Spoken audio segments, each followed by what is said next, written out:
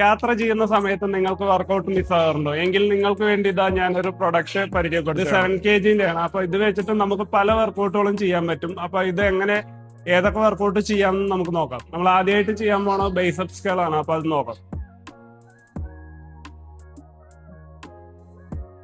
അപ്പൊ നമ്മൾ രണ്ടാമത് ചെയ്യുന്ന ട്രൈസെപ്സിന്റെ വർക്കൗട്ടാണ്. അപ്പൊ അതെങ്ങനെ ചെയ്യണമെന്ന് നോക്കാം. നമുക്ക് ജനലിലോ അല്ലെങ്കിൽ വാതിലിലൊക്കെ ഇട്ട് ഇതുപോലെ ചെയ്യാൻ പറ്റും.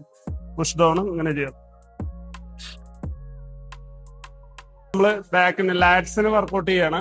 അപ്പൊ അതെങ്ങനെയാന്ന് നോക്കാം.